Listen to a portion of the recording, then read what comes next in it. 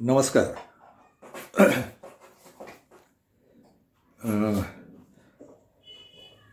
गेल्या काही वर्षांमध्ये आपण कुणालाही भेटायला गेलो किंवा माणसं आपापसात भेटली तर दोन प्रश्न हमखास एकमेकांना विचारले जातात. एक म्हणजे खरं तर ते प्रश्न नसतो, पहिला विधान असतं, पण ते प्रश्नार्थक विधान असतं. ते असं असतं की काय चाललंय भोवती ते कळतच नाही. आणि दुसरा काळजीचा एक प्रश्न असतो ते की पुढं काय होणार. हे दोन मुद्दे म्हणा, प्रश्न म्हणा, गेल्या काही वर्षांमध्ये पुन्हा पुन्हा लोक एकमेकांशी बोलत असतात, विचारत असतात. आणि आमच्यासारख्या लोकांचं एक बऱ्यापैकी तशी एक प्रसिद्धी असते की ही अभ्यासू माणसं आहेत आणि ही खूप वाचलेली माणसं आहेत, ही भाषणं रोखतात, हे लिहितात. तर या लोकांना ते फार आपुलकीनं किंवा पालकत्व देऊन विचारलं जातं की काय होईल, म्हणजे काय चालू आहे आणि पुढं काय होईल. अर्थात मी अनेकांना, म्हणजे मला जे जे वडीलधारे भेटत राहतात किंवा समकालीन मित्र भेटत राहतात त्यांना मी पण विचारत राहतो. खूप भल्या भल्यांना विचारलेलं आहे. आणि ज्येष्ठ खूप आहेत, विचारवंत पद्धतीचे लोक आहेत, जे वडीलधारे आहेत, लिहितात, चित्रपटसृष्टीतले आहेत, नाटकातले आहेत, समाजातले आहेत, शेती व्यवसायातले आहेत, कारखानदारीतले आहेत. जे जे मोठं वडीलधारं मित्रमंडळ आहे त्यांच्याशी बोलणं होत राहतं. आणि तेही उलट आपल्यालाच विचारतात की काय होईल पुढं, आणि कळत नाही. पुढं काय होईल हे कळत नाही, आणि काय चालू आहे सध्या हे कळत नाही. मी अनेक लेखकांशी बोललेलो आहे. तर लेखक नेहमी काळाच्या गोष्टी लिहितो, स्वतःच्या काळाच्या गोष्टी लिहितो असं म्हटलं जातं. तर खूप साऱ्या गंभीर लेखकांचं मत असं आहे की हा काळ आवाक्यातच येत नाही विचारांच्या. हा काळ शब्दांमध्ये पकडताच येत नाही. मी स्वतःही गोंधळलेलोच आहे बरं का. म्हणजे मी बोलतोय ती आपापसातली चर्चा बोलतोय. मला स्वतःलाही गोंधळायला झालेलं आहे की भोवती नेमकं काय चालू आहे, कसं शब्दांकन करायचं,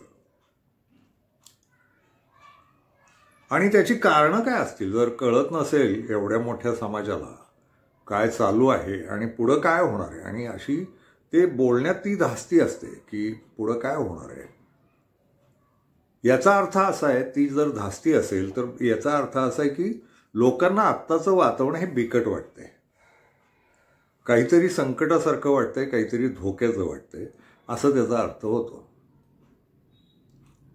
हे का सुरू झालंय, म्हणजे आपण प्रत्येकजण काही ना काही आपल्या पद्धतीनं दोरे जुळवायचा प्रयत्न करू शकतो, पण तेच खरं असेल असं मानता येत नाही. म्हणजे प्रत्येक विचारवंत मी पाहिलाय, प्रत्येक लेखक पाहिलाय, चित्रपटसृष्टीतली बुजुर्ग मंडळी पाहिलीत, नाटकातली पाहिलीत. रानावनात हिंडत राहतो तेव्हा अतिशय खेड्यापाड्यात राहणाऱ्या, डोंगरात राहणाऱ्या लोकांशी बोलत राहतो. त्यांनाही काही कळत नाही. आणि गंमत अशी आहे की असं म्हटलं जायचं की पूर्वी जे नागर समाजाशी संबंधित लोक नाहीत त्यांना काळज्या वाटत राहायच्या, आणि जे फार ज्यांना तथाकथित आदिवासी, हा शब्द मला स्वतःलाच आवडत नाही, आदिवासी आहेत, भटकेमुक्तांची पालं आहेत, यांना या चालू असलेल्या घडामोडींचं काही आकलन नसतं आणि त्यामुळे ते निर्धास्त असतात असं मानलं जायचं पूर्वी. आत्ता जेव्हा आपण फिरतो भटकेमुक्तांमध्ये, दलितांमध्ये, आदिवासींमध्ये, तर जाणीव जागृती झालेली आहे आणि प्रत्येकाला जाणवत आहे. म्हणजे तुम्ही सह्याद्रीच्या कुठल्याही कुशीत जाऊन बघा किंवा सातपुड्यात जा, त्या लोकांना कळायला लागलेलं आहे काय चालू आहे, आणि त्यांनाही ते अस्वास्थ्य आहे, त्यांनाही तो प्रश्न आहे की पुढं काय होणार आहे याचं. ते निर्धास्त नाही आहेत. समाज त्या अर्थाने एका अर्थानं जाणीवांच्या बाबतीत जागृत झालेला आहे, आणि या दोन प्रश्नांच्या बाबतीत तर आहेच आहे. एक कारण असं मला वाटतं की पूर्वी राजकारण, सत्तेचं राजकारण हे फार दूरवर पसरलेलं नव्हतं. राजकारण शिरलेलं होतं घराघरात. घरांवर ताबा राजकारण्यांचाच होता, राजकारणाचाच होता. पण राजकारणाच्या एवढ्या चर्चा अशा इतक्या घरात शिरलेल्या नव्हत्या. आणि हे सोशल मीडिया नुसतं गृहीत नाही धरता येत यात. अगदी आधीपासून हे सुरू झालेलं होतं. म्हणजे मला वाटतं टीव्ही आला तेव्हापासून हे सुरू झालं. वर्तमानपत्र आजही सर्वदूर पोचत नाहीत. जगातली सगळी माणसं वर्तमानपत्र वाचत नाहीत. वर्तमानपत्र वाचणारा वर्ग नेहमीच मर्यादित होता. म्हणजे 140 कोटीच्या देशात वर्तमानपत्र वाचणाऱ्यांची लोकसंख्या ही 5-10% वर नाही. मध्यमवर्गीय सुद्धा जे पैसे कमवतात, नोकऱ्या करतात, चाकऱ्या करतात किंवा कुठनं का होईना उत्पन्न मिळतं, तेही वर्तमानपत्र विकत घेत नाहीत. आणि टीव्ही आल्यानंतर तर नाहीच. आणि टीव्ही आधीचा करमणुकीचा होता, पण नंतर तो बातम्यांचा सुरू झाला. आणि बातम्यांची माध्यमं, बातम्यांच्या वाहिन्या खूप झाल्या. त्यामुळं लोकांपर्यंत ते पोहोचत गेलं असेल. ते जे काही राजकारण आहे किंवा समाजकारण आहे किंवा समाजातल्या उलथापालथी आहेत. मी तालुका पातळीची सुद्धा पत्रकारिता केली आहे, जिल्हा पातळीची आणि राज्य पातळीची पण. त्यात मला जाणवतं की एक शब्द आठवतो मला, आम्ही क्वचितच बलात्कार झाला तर बलात्कार असा शब्द उच्चारून किंवा लिहून बातम्या द्यायचो. तो अंक तुडुंब खपायचा. म्हणजे वाईटच होतं ते. बलात्कार या शब्दाला मूल्य मिळाल्यासारखं ते व्हायचं काहीतरी.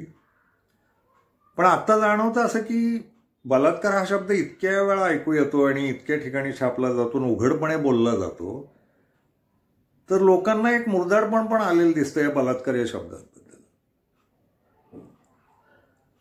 आणि स्वतःला मुरदाडपण आलंय हे पण कदाचित जाणवत असावं लोकांना. आणि काय चाललंय असा प्रश्न होत असावा. म्हणजे पूर्वी 500-400 रुपयाच्या लाच खाणाऱ्या अधिकाऱ्यांच्या बातम्या क्वचित यायच्या आणि त्या आल्या तर खूप दणका बसायचा लोकांना आणि लोक चिडून बिडून बोलायचे. त्या रकमा मोठ्या वाटायच्या, 1000-2000. आत्ता ते फारच भन्नाट आहे. म्हणजे 300 कोटी, 5000 कोटी, 70,000 कोटी लोकांना काही वाटतच नाहीये. कोणी काही चकित बिकीत झालेलं. भ्रष्टाचार या शब्दाचंही कोणालाच काही वाटत नाहीये. तर ह्या सगळ्या टोकाला आलंय कुठून हे सगळं? आणि नुसत्या राजकारण्यांवर जबाबदारी टाकणार का? टीव्हीमुळे पोहोचलं असं म्हणू आपण, वर्तमानपत्रांनी आधार दिला, मग सोशल मीडिया आला. सोशल मीडियानंतर माहितीचं इकडून तिकडून पोहोचवणं याचा धुमाकूळच घातलेला आहे. या सगळ्यामुळे एक बधीरपण समाजाला आलंय का? किंवा प्रश्नांची उत्तरं सापडत नाही आहेत का? फार गंभीर आहे. आपण मुर्दाड किंवा असंवेदनशील झालोय का? आणि हे झालंय का? असं कशामुळे झालं असेल तर याची कारणं शोधली पाहिजेत असं मला वाटतं. पण एवढं खरं आहे की 100पैकी 99 तुम्ही सहज गप्पांमध्ये सुद्धा हे 2 प्रश्न विचारताना दिसतातच लोक की काय चाललंय ते कळत नाही आणि पुढं काय होणार कळत नाही. तर याचे धागेदोरे मला वाटतं आपण उलगडत जाऊ पुढच्या भागांमध्ये. पण तुम्हालाही जाणवत असेल हे 2 प्रश्न पडलेले लोक भेटतात. तुम्हालाही कदाचित पडत असतील. मला स्वतःलाही पडलेले आहेत. मला लिखाणाच्याही बाजूनं बोलायचं आहे, साहित्यिकांच्याही बाजूनं बोलायचं आहे आणि काय चाललंय याचा शोधही घ्यायचा आहे. सापडेलच याची खात्री नाही.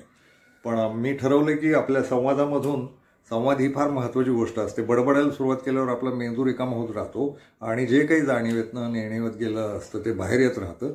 तर ते सापडलं तर सापडलं. मी काय हमी देत नाही. मी प्रश्नांची 100% उत्तरच देईन, कारण मलाही गोंधळायला झालेलं आहे.